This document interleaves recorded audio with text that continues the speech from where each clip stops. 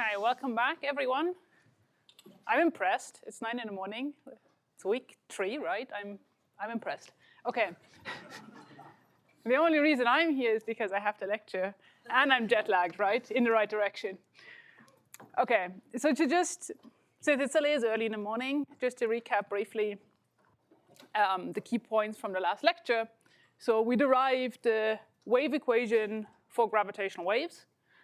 The important thing maybe to notice is that here maybe we should put some x, I don't know, maybe 1 or something, whatever, or anisotropic, put an A, right? Because a point that came up in the last lecture that was maybe not quite clear enough is that when you start with Einstein's equation, you can do a spatial average on the left-hand side, on the right-hand side, and then you have kind of the background thing, which is the spatially averaged thing.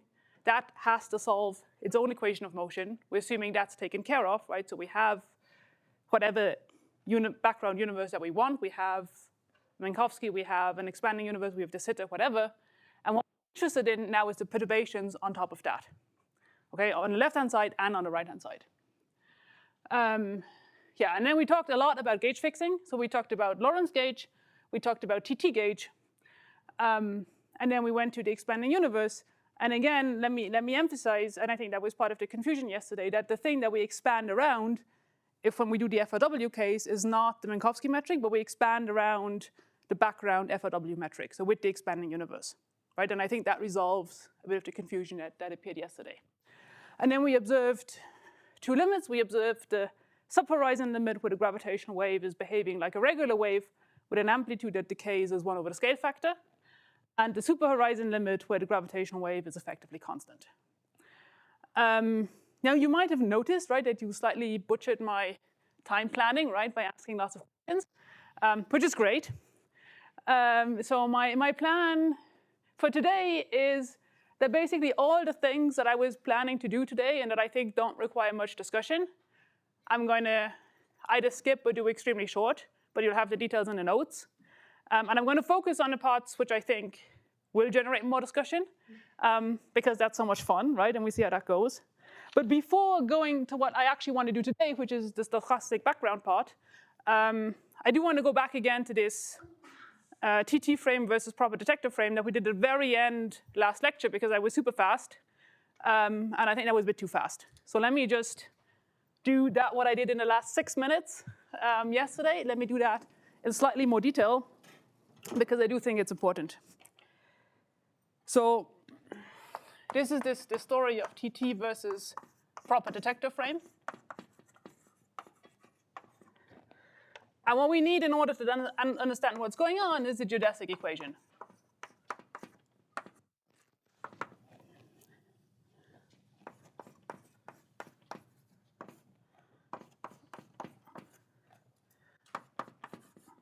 Gamma rho of x dx nu dx rho d tau. And now we can see what happens. So this geodesic equation describes how test particles respond to some curved metric, right, including a gravitational wave. And now we want to see how, both in the DT gauge and in the proper detector frame, how test particles react to gravitational waves. Because that will give us a physical intuition of how we are defining this frame, right, and what is kind of the type of observer that is linked to this frame and to that frame. So let's start in the TT frame. And we consider a test mass which is initially at rest. So a test mass which at some time tau 0 has 0 velocity. dxi, d tau, at some time tau 0 is 0. So now we plug this into this equation,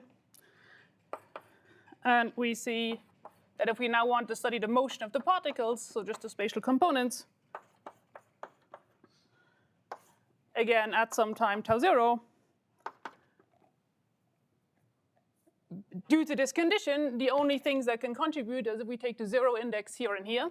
So then we have a gamma I 0, 0 dx0 d tau at time tau 0. And now we can look explicitly in the TT gauge how to evaluate this Christoffel symbol. Well, I mean, in general, this Christoffel symbol is given as 1/2 to del 0h 0I minus del IH 0, and in TT gauge, since everything that has a 0 component is 0, this entire thing is 0, right? Which means this entire right-hand side is 0, which means there's no. Okay, so the statement, and what we see here is that if I start with a test, it stays at rest, right? Even if the gravitational wave is passing. So what does that mean physically? Physically, it means, okay, so test particles stay at rest. I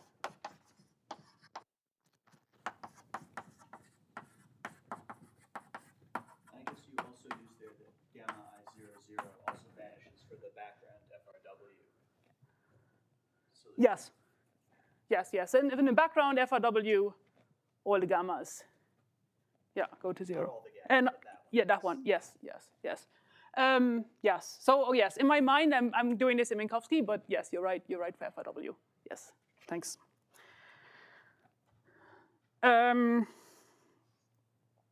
Good. Or in other words, what this statement means is that the coordinates are set by freely falling test particles.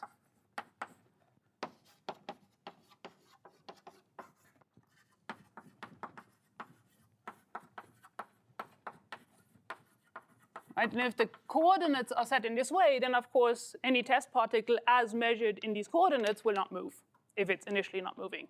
So the way to imagine it is really you have some grid of some ruler, or some coordinate grid. The gravitational wave comes, maybe the entire grid responds. But since you're measuring distances using this grid, nothing seems to change.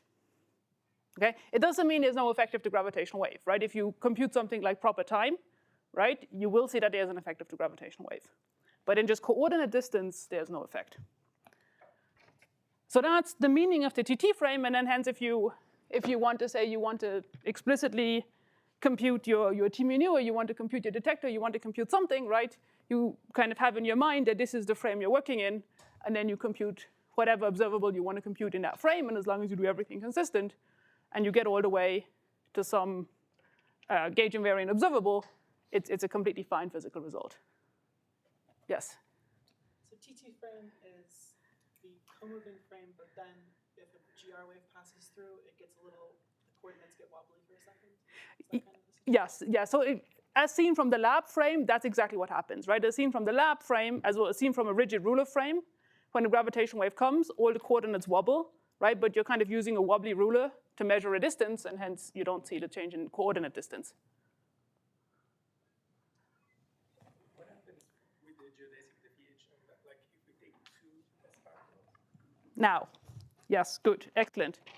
So we go to we do exactly that, right? And that now will be, in fact, the way how we understand the other frame, the proper detector frame.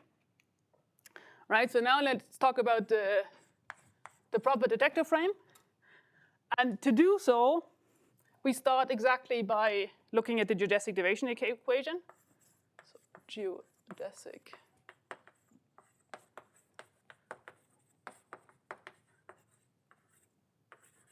For 2 points, right? So we have a point at x mu, and we have a point at x mu plus xi mu. And now we can evaluate the geodesic equation both for this point and for this point. We subtract the 2. And now we want to find the equation for this guy to leading order in this distance, right? So we're assuming the geodesics are somewhat close. So if we do that to leading order, what we get is the acceleration term. Then we get, here from this term, we can either replace this with xi or this with xi. So that gives a factor 2.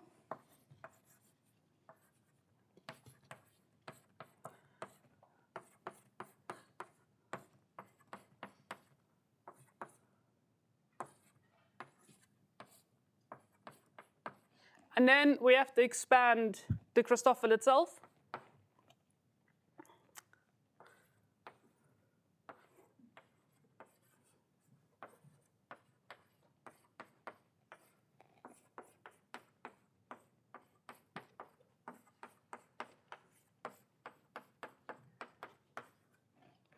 Okay, and now what does the proper detector frame mean? The proper detector frame mean that we take a locally flat metric.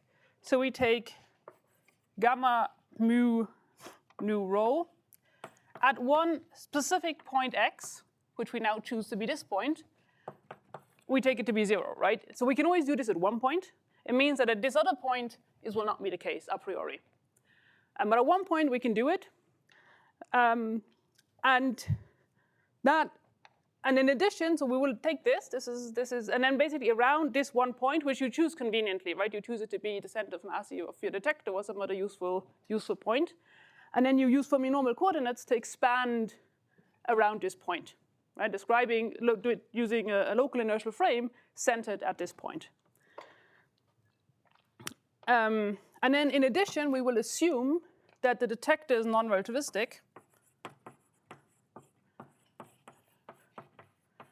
So what that means is that we will assume that dxi over d tau can be neglected with respect to dx0 over d tau, which in these coordinates to leading order, it's always 1, right? But in here, it's even 1 up to h square order.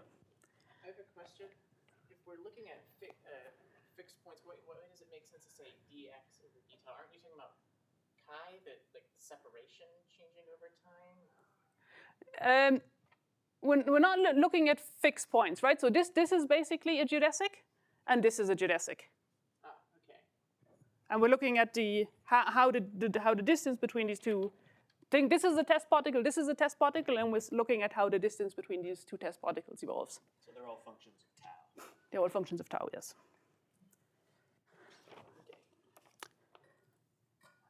So we plug this assumption in here, right, which again means that basically, okay, this will just go away due to this condition. And here we can again just take the dx0 over d tau component. So all that we're left with, so basically this goes to 0. This goes to 1.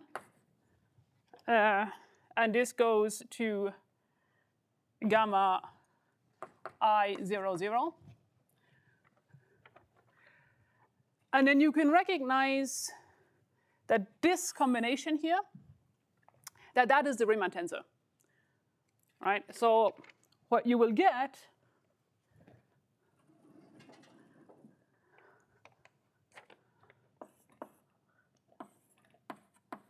is that the second time derivative of the spatial distance is given by minus the Riemann tensor I0J0 times disk psi.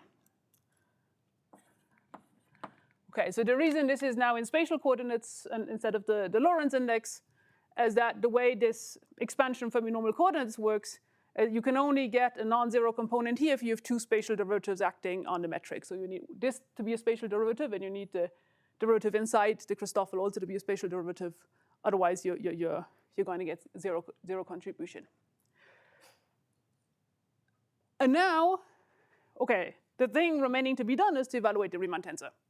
Okay, and now the Riemann tensor turns out to be an object which is to linear order and h that we're interested in, which is gauge invariant. So we can evaluate it in whatever frame we want, and we can choose to evaluate it in a TT frame because that's the way easier frame to work with. And evaluating this in the TT frame gives minus 1/2 h double dot ij tt. And that's the equation that I had on the board at the very end last time, right? So this tells you how the separation between two test particles is governed by something that looks like a force. And you can evaluate this force by this very explicit expression. So that tells you that in the proper detector frame, the coordinate distances are changing, right? So in the proper detector frame, the idea is that you measure distances with a rigid ruler centered around this point. And as measured by this rigid ruler, the test particles are now moving.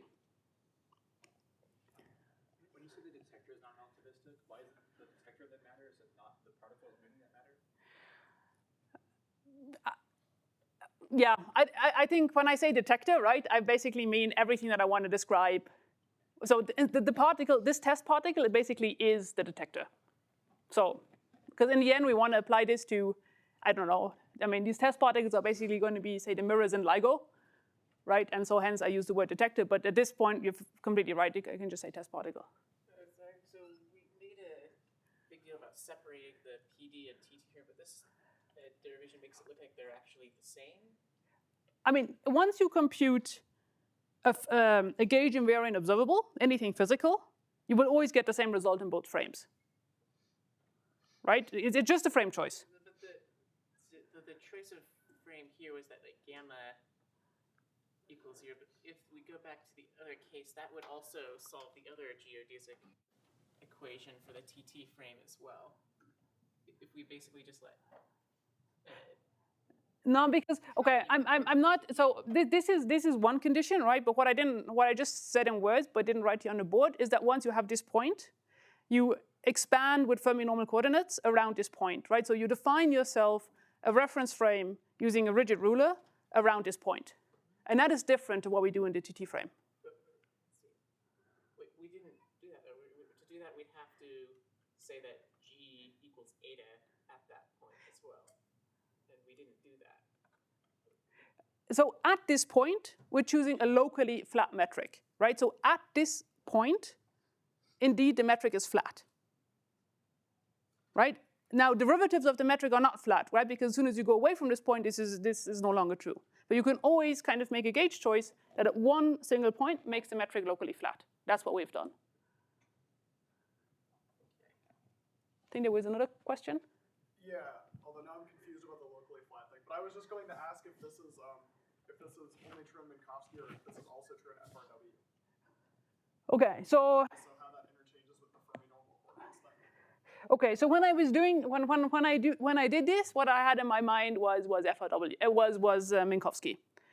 I'm sure the logic follows also in FRW, right? Yeah, I guess I'm just wondering if there's like an A in the last line or something.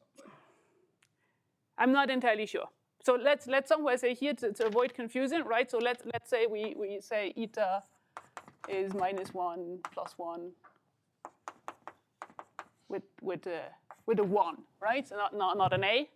Then it is at least the thing is that these frame distinctions, they usually matter when you're looking at a detector, right? So they matter when you really describe your detector response to a gravitational wave. And at that point, the expansion of the universe is completely irrelevant, right? Just due to scale separation. So that's why kind of the expansion of the universe we worry about when we describe gravitational wave propagating about cosmological distances. But when we actually measure them, which is at that point we have to choose a gauge. At that point, we really don't care about the expansion anymore. So what you can do now that you have this expression, you can now literally check. So say I have a gravitational wave going into the board, and I have a ring, right, which are all described. So this at 0, we have chosen the metric to be flat, and so all these test particles are described by some vector xi away from the origin. And now I can explicitly put this ring of particles into this equation and see how this ring of particles responds to the gravitational waves. And what I will find is, depending on there's 2 degrees of freedom in the Hij, right? So what we will find that is in the so-called plus polarization, what will happen is that these guys move in this direction, whereas these guys move anticyclic in this direction, so that what you will get is that the ring first gets deformed into an ellipse in this direction, and then the ring gets deformed into an ellipse in that direction. And then it just oscillates between the two. And because this looks like a plus, we call it a plus polarization. And the other polarization is the cross, right? And so the same thing happens. You start with your circle, and then the circle gets deformed this way and that way, right? So that is the cross polarization, and that's where it's getting its name from, right? And you can see this completely explicitly by just putting a bunch of test masses into this expression.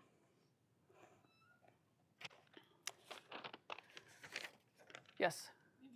What is confusing me is that we consider this as two frames. Like in the first part, we're computing something that is the position of a single particle. So it's not a gauge invariant. Oh, I can always change coordinates and whatever. Yes. In the second part, we are computing something different, which is the separation between two particles. Yes. And we rephrase it in terms of something gauge invariant. So should we say that the frame is the same just so that we are computing two different things? No, frame is different. So you can also, so if the particles are not moving, right, then the difference between the two particles is also not changing. The particles are separated. There, the particles are all in X. No, but we're not using this condition, right? So this is true.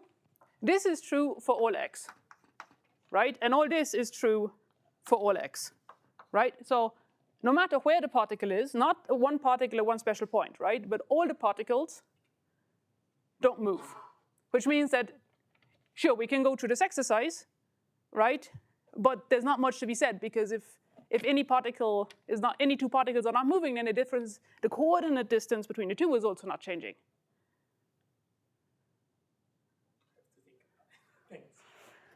So it's just that here, so basically here we are, at this point we are done, right? In the proper detector frame, it's just easier to see what's going on because we have to, in the proper detector frame, the point is we have one special point.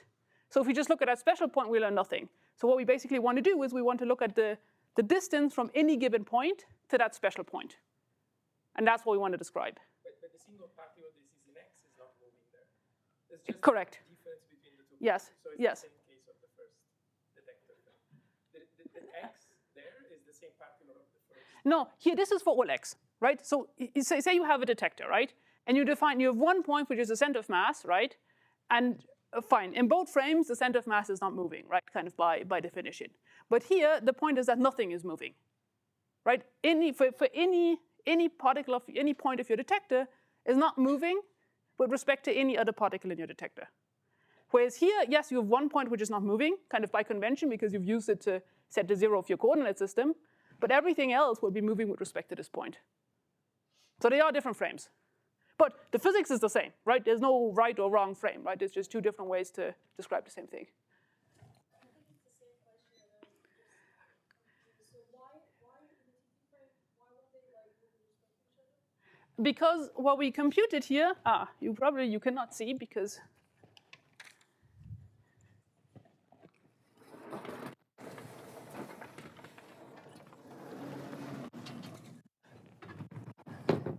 so for any particle, we see that if we started with that particle at rest, it does not receive any acceleration from the gravitational wave, which means it stays at rest. And that's true for any particles. And so if the coordinate position of any particle does not change with time, then the separation, the coordinate distance between two particles cannot change with time. I think the words like accelerating and moving are confusing in these situations. The coordinates that tell you where the point is in this coordinate system are Yes. numbers that don't change with time. Yes. However, if you were Yes. to go to the instantaneous inertial frame of that particle, it would have an acceleration. But that's this frame. Yeah, if you use this frame to measure these particles, like if you use that frame to measure the kind of coordinate grid in this, be moving, yes.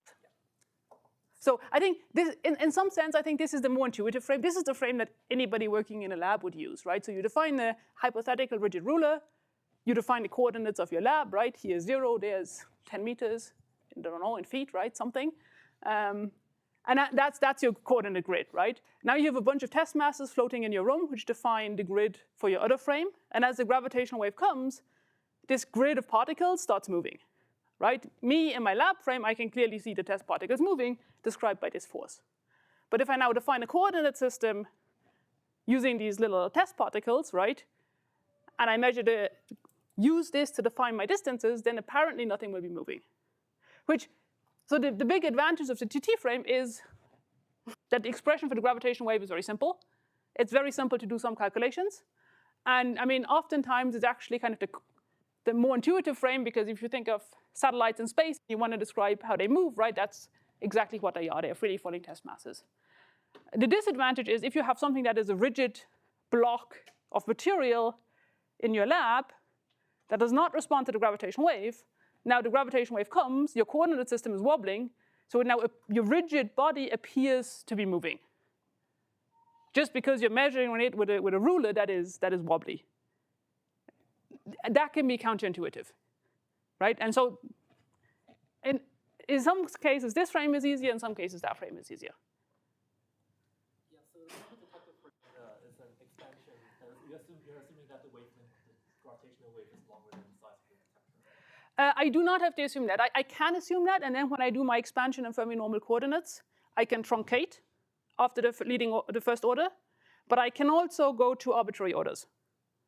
It's just when I do the expansion in Fermi normal coordinates, right, I get some ginormous messy expression, but I can expand up to arbitrary order and I can resum and they are closed expressions. So I don't have to, people often make that assumption, but you don't have to make that assumption. Sorry, so if I suppose that I have a charged particle, what is going to happen? Like, when the signal is at the price, or it's going to radiate because I'm measuring that? Well, I mean, at the moment we're just doing gravity, right? There's nothing else. We're just doing classical gravity. There's nothing else here, right? But I'm assuming that, okay, instead of having, You're asking. Okay, I see what you're asking. You're asking, say, okay, now the question if my particle is moving or not, right? Leads to either radiation or not, right? And that's an observable, right? The point is that what we're computing here is basically if coordinate distance changes, and coordinate distance is not kind of a proper GR invariant quantity, right? So in order to figure out if the particle radiates or not, you probably don't want to compute if the coordinate distance change. You want to probably compute if its proper distance changes. And there you will get the same answer in both frames. Right? It's just that the coordinate distance in GR is just not, it's just a frame-dependent quantity. also, I think that equation does, I mean, since that the amplitude of this oscillation doesn't depend on the gravitational wave. Yes, it does, because here, right?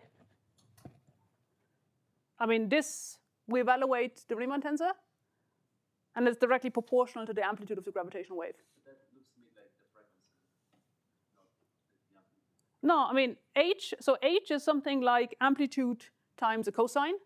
So the two time derivatives will give you a W squared, frequency squared, but you will also have the amplitude here. So this is an effect of force, right? And the amplitude of the force is proportional to the amplitude of the gravitational wave.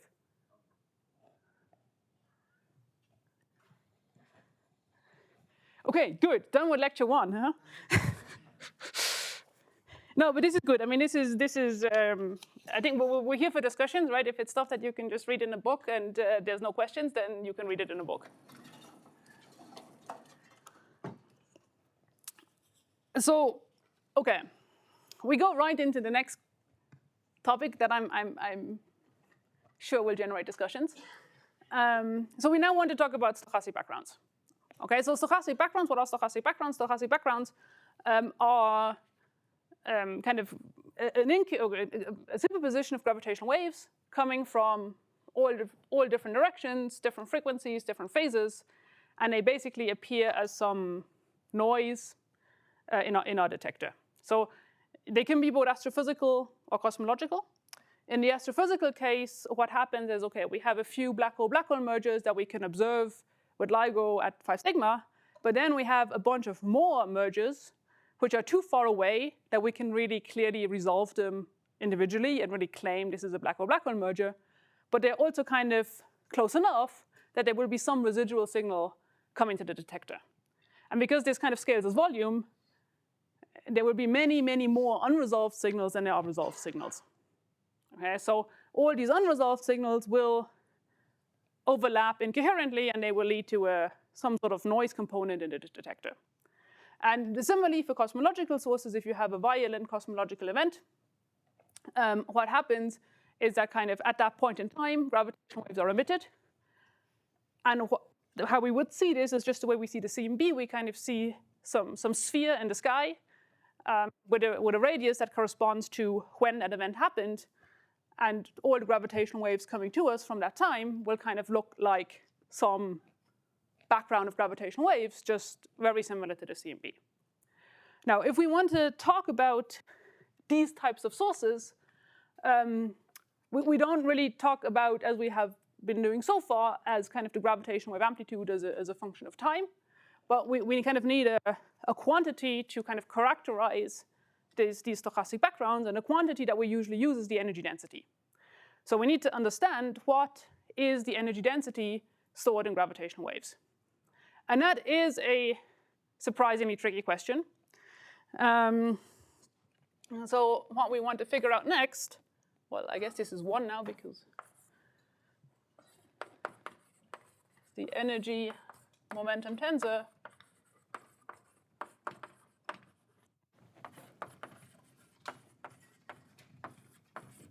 and it will be crucial for stochastic backgrounds, but I mean, you can also apply this to a coherent wave, right? It's just a question of how do we define the energy density. So what is the problem? The problem is, we said that Einstein's equation tells us kind of how matter curves space-time, and then it also tells us how gravitational waves kind of propagate in a curved space-time. But I mean, gravitational waves themselves should carry some energy density, right? So that should somehow also back react on the background metric and change the expansion, and we end up in a circle. So don't we define the equations for gravitational wave propagation such that T mu equals 0? So don't we, by definition, have to say that they technically have 0 energy stress?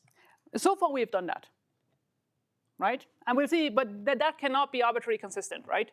But yes, so far we have basically assumed that they don't back react on the background, right? And we'll see. We'll see in which limit that's okay, and which limit that's not okay. Isn't that the assumption to all orders that? No, let me get there, and then we'll see if that answers your question, okay? Because I think I will get to the point that answers your question, but let me first attempt to get there. So what is the problem? The problem is, imagine we have some background, right, with some length scale L, and then we have some gravitational wave with some length scale lambda. And so far, our definition of the gravitational wave was that everything that is kind of homogeneous in space is background, and everything that is not homogeneous in space is gravitational wave. But this definition kind of collapses if we have a background which is anisotropic, which is the case in our universe, right? I mean, there's galaxies, there's stars, I mean, there's stuff, right? So things are not perfectly isotropic, and the gravitational wave is small. So at some level, we will always have this problem, right? So that, even before talking about the energy momentum tensor, that already brings the question of how do we even define a gravitational wave in a background that is not isotropic in space or time. So I'm going to do these arguments in space, but you can completely equivalent do these arguments in time. So and what we do to resolve this problem is we say, OK, let me define some distance d such that the distance is much larger than the wavelength of the gravitational wave, but much smaller than the scale of the background. Now I can separate background from the gravitational wave by saying, OK, I'm going to perform a spatial average over a domain of size d. Everything that survives my spatial average I define as background. And then I can take my full equation, subtract the background, and everything that is left now is what I define as gravitational wave. So that only works if there is a separation of scales, right? So we can really only sensibly talk about gravitational waves if we kind of have that the scale lambda of the gravitational wave, so this is the gravitational wave, is much smaller than some scale L of the background, right? And that can be in space or in time, but if you don't have the separation of scales, you're stuck, right? Then you just cannot, then this perturbative expansion just doesn't work. And so what we will define here is some d that lies between these scales. It doesn't matter the exact value of this d, right? If the separation of scales holds, if this hierarchy holds, it shouldn't matter what you choose the d. It should always give you more or less the same result. but you need this separation of scales to even talk about gravitational waves in a curved background. Let's see, this scale separation, does this really mean we're measuring gravitational waves? Aren't we just separating small background from big background? How do we know that what we're seeing actually is gravitational waves and not just a small background? So what I'm saying here is assume you have a gravitational wave on a curved background.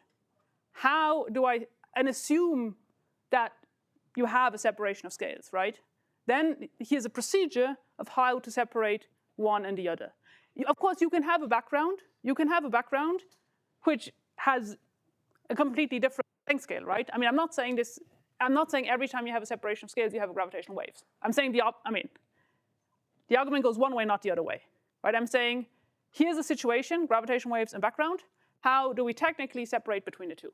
Okay, I'm just confused why it's justified to make this assumption in the first place. Well, I'm just saying in this situation, here's the tools how to describe this. If you don't have this situation, you're stuck. Right? If you have no separation of scales, neither in time nor in space, between your background and your gravitational waves, how do you separate one from the other? I would think you would separate one from the other by making a measurement that is only sensitive to gravitational waves and not, say, background density or... But what is, here these is really the same things, right? We're really talking about changes, variations in the metric tensor. There's nothing, a variation in metric tensor is a variation in metric tensor, right? Doesn't it have different polarizations? Like if you're measuring changes in the metric tensor due to like density perturbations, those will have their sort of Newtonians would have a divergence. Okay, I think you're going a bit too far into details that I want to go right now. Let's get through the main argument, okay? And then we can think if we can refine things afterwards, right? But let's go through the main argument first. So we assume we're in the situation where we have the separation of scales. So now we want to get back to the question of kind of what is the impact of the gravitational waves on the background metric. So we can apply the procedure that I just described on G mu nu. So we expand, which was the left-hand side of Einstein's equation. So expand G mu nu in powers of h.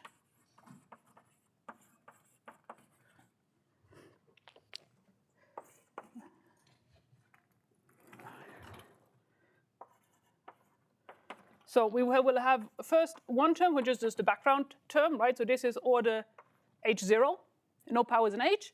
And the typical scale of this guy will be L, right? So it will be a large wavelength mode, small k's, small wave vectors. Then we have the first order term, right? So this will be order 1 power in the gravitational wave. And now the typical scale of this guy will be what I call lambda, the wavelength of the gravitational wave. Right? You can see this if you kind of think in Fourier space. This guy comes with a small k. This guy comes with a small k. This guy comes with a large k. Right here you have the combination of both. So what will win is the large k, which is the small scale. Now at second order, situation is more difficult. Because with the same argument, right, you will have stuff that scales as lambda. But you can also imagine that I have two wave vectors, which correspond to the gravitational wave vector. But since I have two of them, they could kind of be anti-aligned. And so the resulting wave vector can be arbitrarily small. Right, so I will get a contribution here that is of the scale lambda, but I will also get a contribution that is of the scale L. So we'll get a short wavelength at second order. Because things are linear, things mix, I get a short wavelength and a long wavelength contribution. And so now what we're going to do is the procedure that I described earlier. We're going to say, OK, I'm going to take my entire Einstein equation. I'm going to perform this average. And I'm going to write a set of equations for the long wavelength stuff. And I'm going to write an equation for the short wavelength stuff. The short wavelength stuff will describe the propagation and will be kind of reduced to a leading order reduced to what we did previously. And what I'm interested in now is the long wavelength component. Lambda is not related to h, right? Lambda is the wavelength of the gravitational wave. Right. But typically, like if lambda is small, we would think it has like a lot The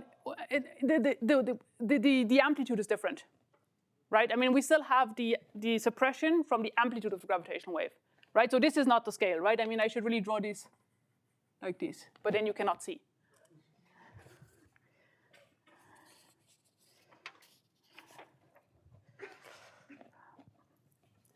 Whoops, yeah, okay. So we focus now on the large wavelength part.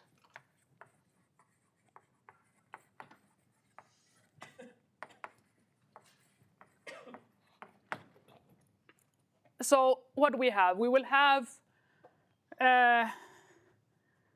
this guy has a long wavelength contribution. This guy has a long wavelength contribution. I'm going to put this guy on the other side. So I write G mu nu background is minus G mu nu 2, only taking the large wavelength part, plus, now I have the right-hand side of Einstein's equation, right? So I have my T mu nu, right? And again, I have to take only the long wavelength part. How do I do that in practice? In practice, I do that by performing the average, right? So I perform some spatial average over my distance d on both these quantities.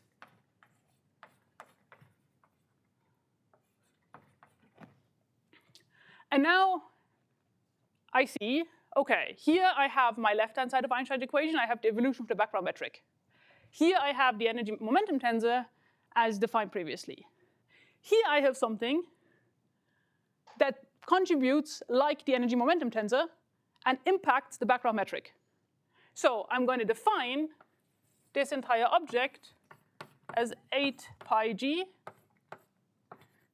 T mu nu, where this is now, by definition, more or less, the energy momentum tensor of gravitational waves. Now, it seems like a nearly circular argument, right? Because you say, well, could have also written the thing on the left-hand side of the equation, right? But it's not quite a circular argument, right?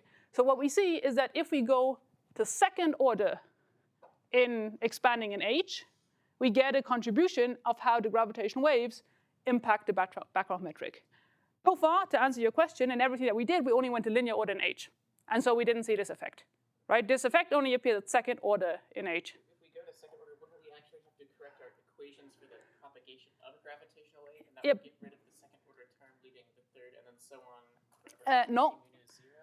No, because what we would now, I mean, here this is the long wavelength part, right? We wouldn't, if you wanted to do, you could do kind of the second order expansion in H on the short wavelength part, and that would give you corrections to what we did yesterday, but would you give you corrections which are suppressed by a factor of the gravitational wave amplitude, which is 10 to minus 20, right? So it's really, the only reason it matters here is because there's no first order contribution, right? So that's why the second order matters. It was completely okay to expand to first order H because H is tiny. There's nothing wrong with what we did. But that means this thing is only H squared. Yes. So when we take into account another small correction, it'll also be size H squared, and it can cancel this out. No, it cannot, because it's on different scales. It's on different scales, right? So here we have done the complete analysis for the long wavelength modes. What you're talking about is an effect on the short wavelength modes. It's a different set of equations. They don't talk to each other. We'll talk after. Okay. So what remains to be done, so this, I should say, energy momentum tensor.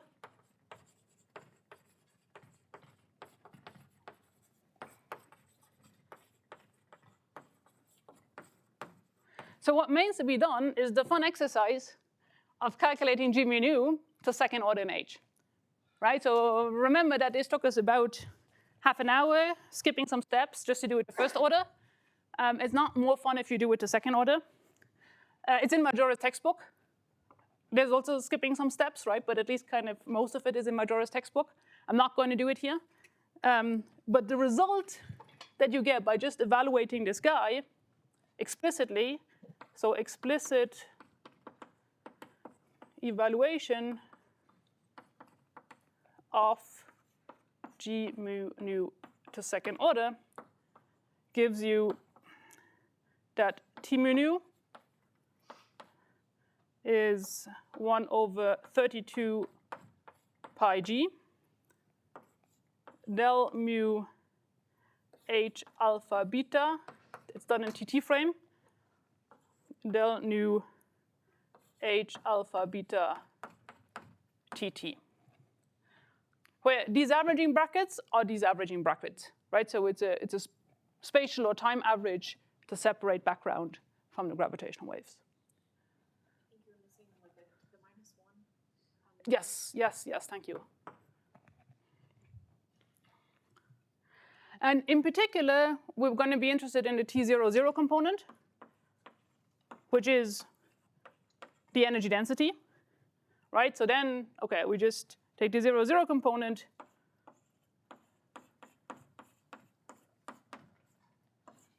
So that means we get the time derivative. So we get h dot tt ij, h dot tt ij.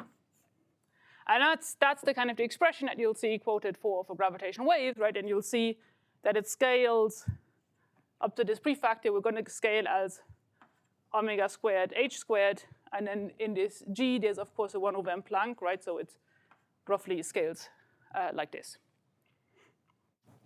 Is the energy momentum tensor of a gravitational wave a perfect fluid?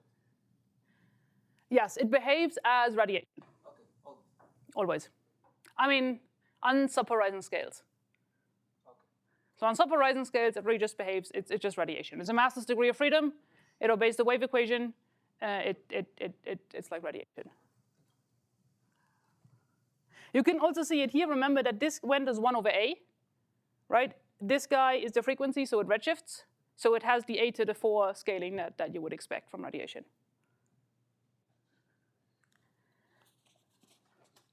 Okay, any other questions? Yes? Sorry, just what's that subscript? Here, this is the Planck mass.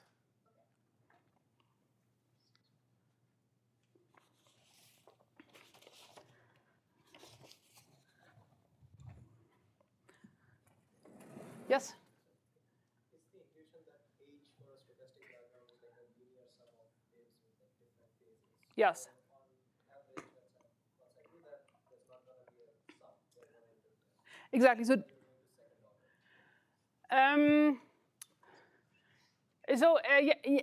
yes and no, right? So I agree, right, that the mean of the stochastic background, I mean, in fact, of any wave, right, the mean is going to be 0. And it's only kind of the variance that contributes. And so in that sense, yes. In that sense, since we kind of performing a spatial average, right, the mean contribution vanishes. Yes. So are you still going to measure it with like geodesic deviation particles? So what this thing is going to do, I mean, so okay, so this way of computing the energy density, actually we didn't kind of have to assume that this is a stochastic background, right? I mean, this would kind of hold for any gravitational wave. Now, when it comes to the question of how do we measure a stochastic background, which is a very good question, right? The way it actually appears, it appears as some sort of noise component in your instrument, right? So your data stream, right, which is some displacement as a function of time, right, will look like this. I don't know, like some super messy thing, right? Around 0, right? And now the question is, what part of this mess is noise? What part of this mess is signal? What part of this mess is a stochastic background? For everything, it applies that the mean is 0.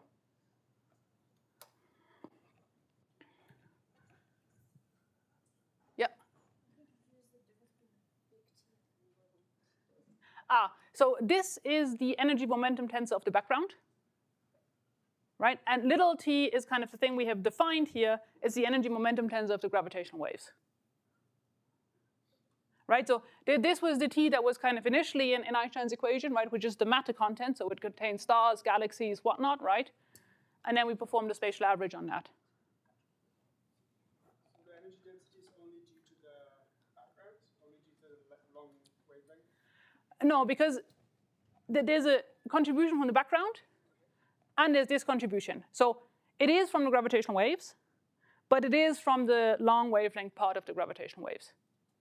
Okay, the short wavelengths don't contribute much. the short wavelength parts don't contribute to impacting the background metric, right? They can still have an energy momentum tensor, right? But that we won't find it in this derivation because it's not impacting the background. You can think of it as it's moving too fast to kind of have an impact on the background scales. Now I should mention also a caveat is that you might have seen, so what usually happens, and we'll do it in a second, is that you derive it.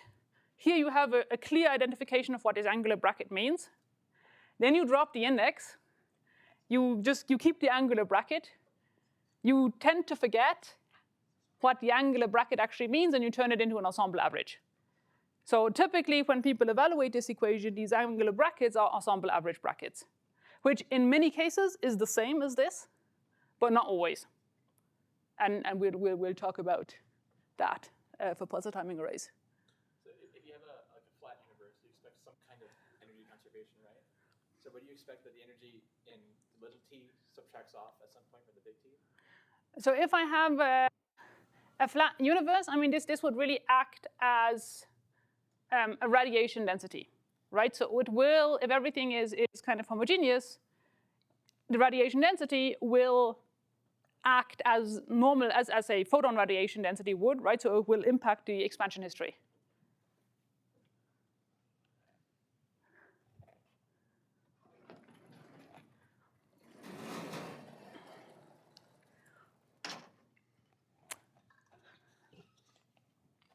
Okay.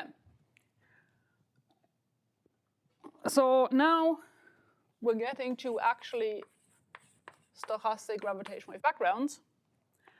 And in order to get there, what I want to do is I want to parameterize the gravitational wave. So Hij tt of tau and x in a way that is inspired by what we learned about super and subhorizon modes. Right? So this is fundamentally, this is just a Fourier expansion, but I'm going to write the Fourier coefficients in a clever way. So I'm going to write this as a sum over polarizations, right, plus and cross, d3k integral, so I'm going to Fourier space. Then there will be a Fourier coefficient, which I'm going to factor into two parts, and I'll explain in a second.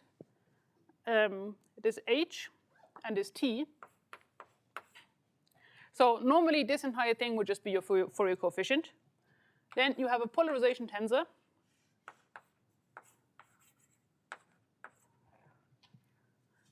Actually, it only depends on the direction of k. And then you have the exponential.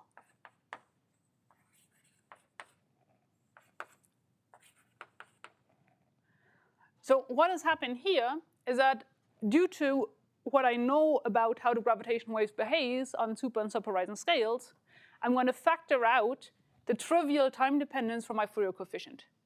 So I'm going to write my Fourier coefficient as this is called a transfer function. And it's a ratio of scale factors from some time tau star until tau, where tau is the point in time where I'm observing the wave. And this tau star could be either the time where the wave is produced, if it's subhorizon produced, right? And then this is just capturing that the entire time the wave is decaying as 1 over a. Or it could be, if I have a superhorizon wave, this tau star would be the point of time of horizon entry. So in both cases, this time here indicates the time from which onwards the wave is decaying as 1 over a. And this guy here is what we would then call the primordial Fourier coefficient.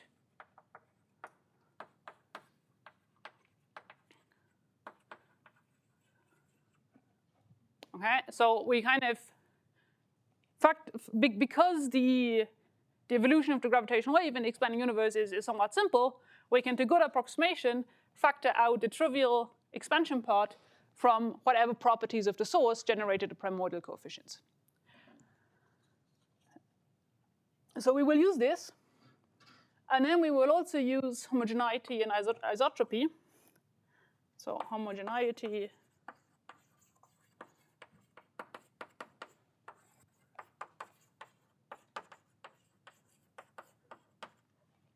or in other words, we will use the property of these Fourier coefficients h lambda of k, h lambda prime of k prime, 2 pi's, which depend on your convention and are different in every single book that you look at. A delta function for the polarizations,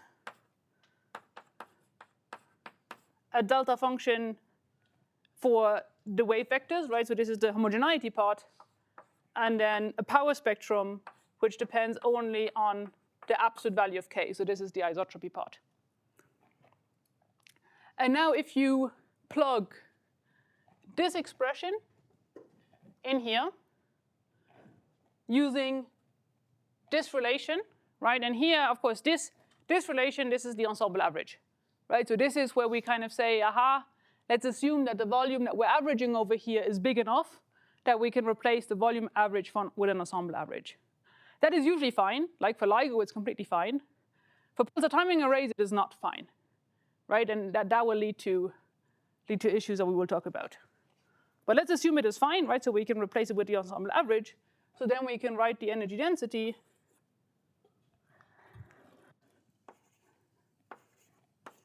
observed today as 1/32 pi g. Then we have a factor which comes from when we do the time derivative, right? It acts, it acts on the exponential, right? But it also acts on the transfer function. So the term out here is coming from it acting on the transfer function.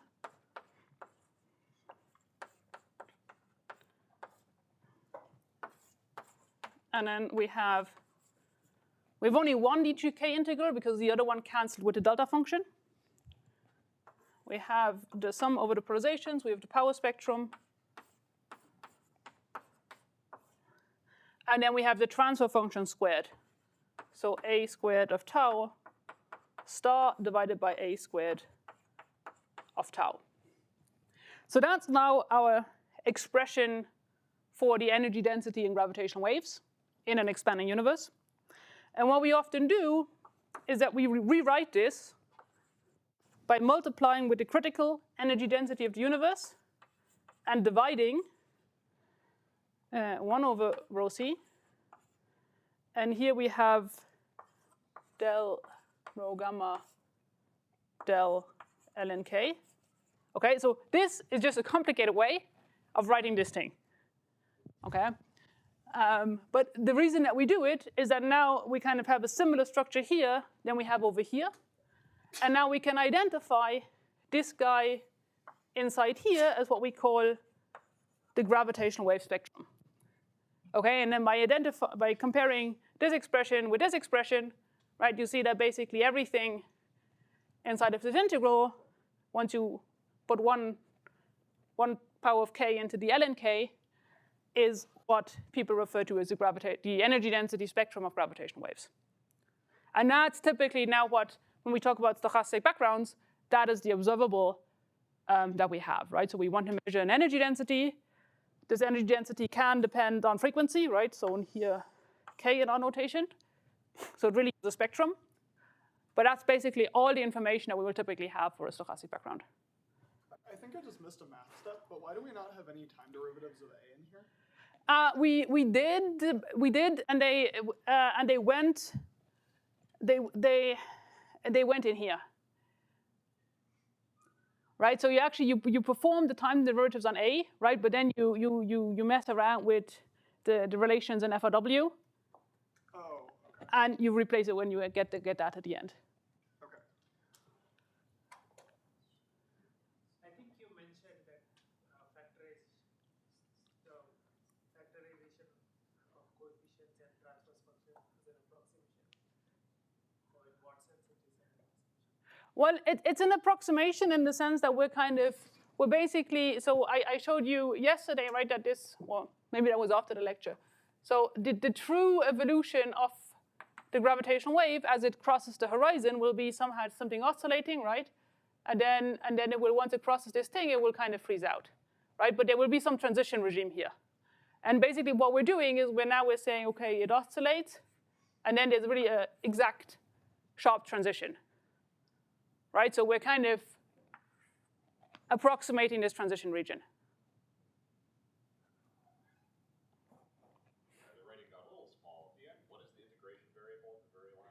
D, L, and K.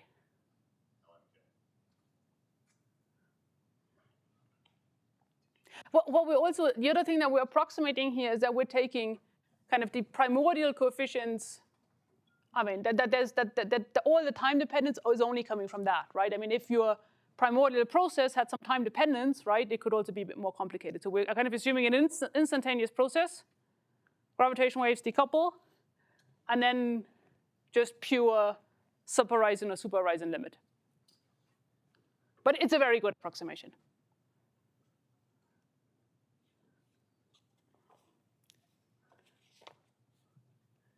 Any other questions? How do these densities compare with the other densities? Aha, yes. So it's a radiation energy density, right? So there is an observational constraint on this thing.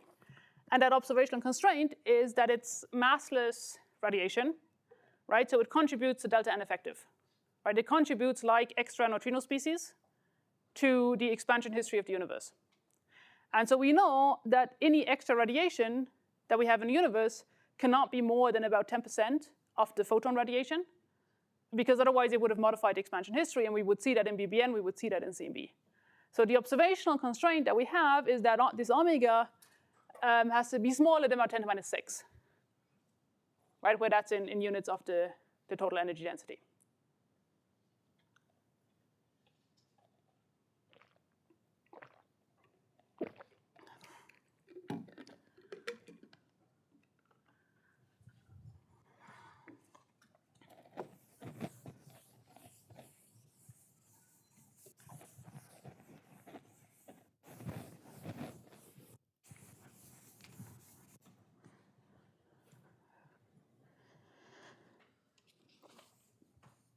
Okay, so we have a few minutes left. So let me tell you about the typical frequencies that we expect from the stochastic background, or also kind of how we can learn something, right? So say hypothetically we observe a stochastic background. Can we give a back of the envelope estimate of what could be, say, cosmological processes that could give such a background?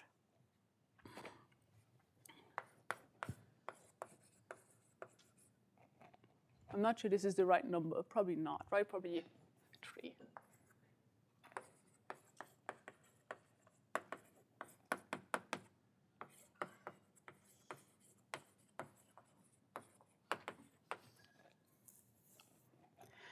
Okay, and for that we're going to do a very simple estimate, right? So say we observe a gravitational wave at some frequency f0. That means that the gravitational wave was emitted at some frequency f star, which is just related to redshift. And now let's assume for a cosmological source that this frequency at which the gravitational wave is emitted is given by some length scale, which is parametrically, right? So there's epsilon. If epsilon is 1, I'm saying the frequency of the source is just the inverse of the Hubble length. And if epsilon larger 1 is a bad idea, because then you have some violation of causality. Epsilon smaller 1 means, okay, I have a source which is a corresponding fraction of the Hubble volume at that time. And typically for cosmological sources, I mean, epsilon is smaller 1, but typically not much smaller than 1, right? Let's say kind of 10 to minus 3 up to 1, unless you have some special mechanism that generates a small scale. Now, then we can, okay, and now basically we can plug this in here, right? And then we can kind of see how some time, which is encoded in this Hubble parameter, is related to some frequency that we observed today, right? So for that, all we need to know is how the Hubble parameter evolves with time. So to simplify our life, we're going to assume that the universe is and was always radiation dominated. That's an approximation, but it works reasonably well. That H is fixed or is fixed at some time? Excellent. It's the H at that time, right? So it's the Hubble horizon at the time when the gravitational wave is sourced. So let's assume radiation domination. So that means that H goes as pi squared g t to the 4 90 and Planck. We will completely ignore changes in the number of degrees of freedom and all that.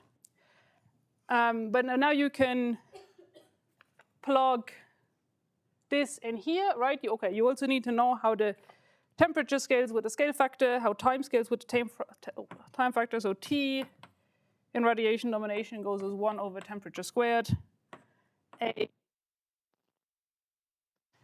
G is about 100. So you plug in these numbers,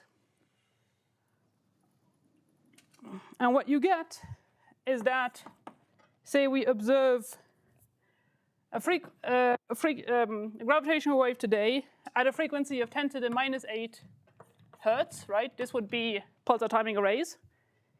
So this corresponds to temperatures. If epsilon is 1, right, it would be about a GeV. If epsilon is a bit more like 10 to the minus 3, right, it's about an MeV, right? So this is kind of why people are saying, aha, pulsar timing arrays kind of around the QCD scale, right? It comes from this very simple estimate. Similarly for the time, I chose a different reference point that was not clever. Okay, so say I observe a gravitational wave at 1 hertz, right? So very roughly this is LIGO. Then this would correspond to a time 10 to the minus 22 seconds after the Big Bang. So as you go to higher frequencies, you go to higher temperatures, right? So early in the universe, with lower frequencies is somewhat lower scales, right? Though low is relative, right? Because even the lowest experiments that we have for direct detection, are still already MeV to GeV.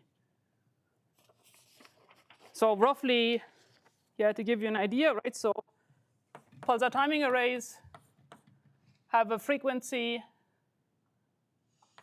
so frequency temperature, right, in hertz, in GeV. So pulsar timing arrays, as we saw, a frequency of 10 to the minus 8, frequency about or 0.1, 1 according to that expression. LISA, frequency of 10 to the minus 2 roughly, temperature of 10 to the 5 GeV. LIGO, 100 hertz, and about 10 to the 9 GeV. Okay, so that is how, in principle, by having gravitational wave detectors over a range of different frequency bands, we can access different energy scales in the universe. If we can get down, this is just an argument about frequencies, right? I mean, there's also the argument to be made about amplitudes, right? So it's one thing to say you're in the right frequency band. It's a very different thing to say you actually have the sensitivity to detect primordial gravitational waves. So this is, the promise is that, okay, going to very high temperatures, going to the early universe, the frequency is not a problem. But then going down in amplitude sufficiently far, also dealing with other foregrounds, right, astrophysical contributions, dealing with noise sources, is a different question. But that's roughly kind of the back of the envelope method to kind of decode how signals at different detectors could be related to early universe sources. And in particular, pulsar timing arrays have potentially detected a hint of gravitational waves, and we'll talk about that in the last lecture. And so roughly, if you do some model building, right, the model building should happen kind of roughly around that energy scale. Any questions? There first? So, like, how does detecting a gravitational wave with a frequency of 10 to the minus 8 work in practice? Very good. So we'll talk about it in detail in the last lecture. But roughly, the way these pulsar timing arrays work is you need a detector which is of comparable size, right? Otherwise, you're not going to see it. So the detector here is the galaxy, and you have pulsars in the galaxy sending light signals like little lighthouses at very regular intervals. And you're looking for time delays in these light signals, right? Because the gravitational wave would lead to, if it passes between you and the pulsar, it would lead to a time delay of those signals. So it's a time delay on the order of 3 years approximately? So this is basically roughly 1 over year. It's 1 over 10 years, roughly, right? Because that's kind of the time over which they have data. Sorry, when people discover gravitational waves from black holes, I don't expect that to have happened in a matter radiation-dominated universe. Yeah, but if we talk about, I mean, all these things about FRW, right, really only matters when we look at sources that are far away, right? Anything that is close, the effect is very small, so you can effectively work to very good proximity. I mean, the black holes that we've detected, I mean, they're up to rate of 1 point something, right? So it's a really small correction. So to very good approximation, you can just do that in Minkowski, right? So this argument is really for cosmological sources, right, which is really for far away things. But you can do this. I mean, this was just me being lazy, right? I mean, you have these relations, right? You can plug in the exact evolution of the Hubble parameter through radiation, matter, and vacuum domination, right? And you can do it exactly, right? And you will get some big expressions with some square roots, right? And all the different energy components of the universe, and you can do it. What would be the estimation for the amplitudes for these experiments? So, I mean, for that you need to know the noise, the dominant noise, right? So in order to estimate kind of how, so okay, there's two things. So one, if you have, say, a cosmological model, you can try and estimate the amplitude of the signal, right? And you can already get pretty far by saying, well, I mean, the gravitational waves that you're sourcing at that time in cosmic history, they cannot be more than the total energy density of the universe at that time, right? So that gives you roughly an idea of kind of what is the maximal signal that you can do in any frequency range.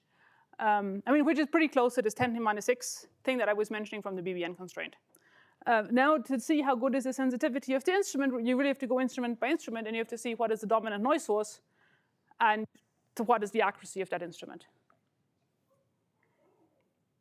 But we'll talk about, so my plan is that in the next lecture, we'll talk about transient sources and how we can look for new physics with transient sources.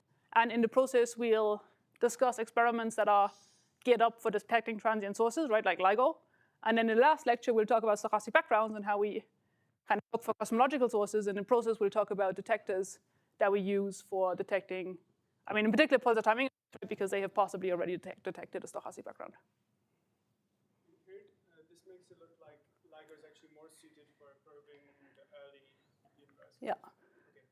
Yeah, that's the case. But we haven't detected any stochastic. Correct. But that's mostly due to like a background, and we're not able to like technically extract the signal. Well, it's a question of sensitivity, right? So kind of with the current LIGO, I mean, there are models that predicted the signal in LIGO, right? And they have correspondingly been ruled out, right? So we've learned something, right? Well, I mean, part of their parameter space has been ruled out, right? This is how the game works. So there could have been a surprise, LIGO could have seen stochastic backgrounds, right? There were sensible models that gave that possibility. Now, we do have a stochastic background that we think LIGO should see, and that is the one of the unresolved black hole mergers, right? Because LIGO sees a bunch of events in a volume around us. I mean, unless the universe is very strange, there should be also events slightly outside that volume. They should give a stochastic background that has to be in the same frequency range, right? So these things LIGO is expected to see. And kind of the final sensitivity of LIGO is just about at the limit where we expect that background to be, right? So not clear if LIGO will see it, but then COBE Explorer or Einstein Telescope will see that background.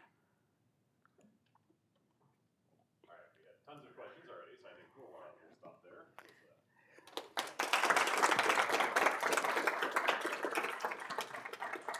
Briefly, so tonight we have the barbecue. That's at Fisk Planetarium. So very importantly, just like the previous event, we're subject to university alcohol rules. Bring your name tag, bring your photo ID. You need both of those to get in. Unlike the previous event, we are providing